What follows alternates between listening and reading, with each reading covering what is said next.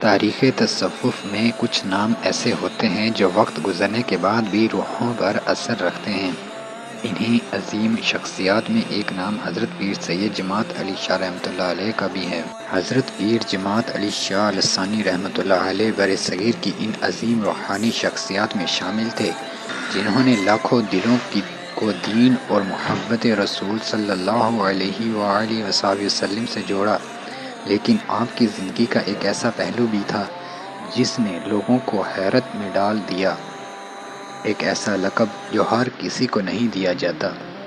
کہا جاتا ہے حضرت پیر جماعت علی شاہ لسانی رحمۃ اللہ علیہ اپنے مرشد سے ایسی محبت رکھتے تھے کہ لوگ ان میں اپنے مرشد کی جھلک دیکھنے لگے تھے، اور پھر اسی روحانی کیفیت کی وجہ سے آپ کے مرشد نے آپ کو ثانی و لا ثانی کا لقب دیا۔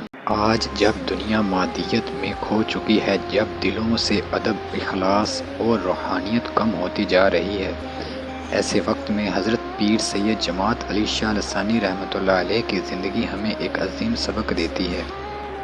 یہ سبق محبت کا ہے، ادب کا ہے، اور اپنے کردار کو بہتر بنانے کا ہے۔ اولیاء اکرام کی زندگیاں صرف سننے کے لیے نہیں ہوتی بلکہ ان سے سیکھنے کے لیے ہوتی ہیں۔ حضرت پیر جماعت علی شاہ لسانی رحمۃ اللہ علیہ نے ہمیں سکھایا کہ سچی محبت انسان کو بدل دیتی ہے اور ادب انسان کو بلند مقام عطا کرتا ہے۔ روحانیت صرف کرامات کا نام نہیں بلکہ عاجزی، محبت اور اچھے اخلاق کا دوسرا نام ہے، اور شاید یہی وجہ تھی کہ لوگ حضرت پیر سید جماعت علی شاہ لسانی رحمۃ اللہ علیہ کو صرف ایک بزرگ نہیں بلکہ ایک روحانی کیفیت سمجھتے تھے۔